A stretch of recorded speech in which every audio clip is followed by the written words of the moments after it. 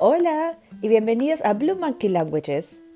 En esta clase vamos a continuar con la segunda parte de las preposiciones simples y de cuándo las utilizamos.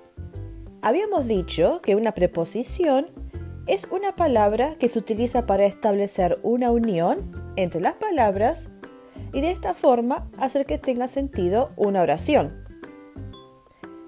Si quieren repasar las preposiciones anteriores, lo pueden encontrar bajo el nombre de preposiciones simples 1. En este video seguiremos con el resto de las preposiciones y vamos a comenzar con en. En lo utilizamos para indicar tiempo, como por ejemplo, estamos en marzo. Lugar, a mi sobrino le gusta jugar en la sala. Medio, generalmente voy al trabajo en bicicleta. Modo o manera, las clases de gimnasia son siempre en grupo. Seguimos con entre. Entre se utiliza para indicar situación en medio de cosas o personas.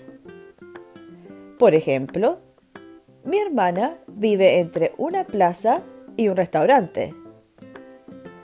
Situación en medio de acciones. Entre levantarme temprano y dormir hasta tarde, prefiero levantarme temprano. Seguimos con para. Para indica objetivo. Estudio español para poder trabajar en España. Finalidad. Este informe es para mi jefe. Tiempo. El vestido estará listo para esta noche. Dirección.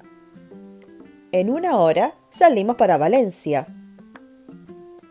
Y por último, seguimos con sobre.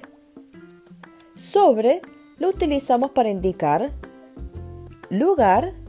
Las llaves están sobre la mesa. Tema o asunto.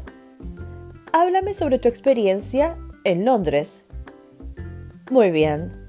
Repasemos nuevamente las preposiciones y cuándo las utilizamos.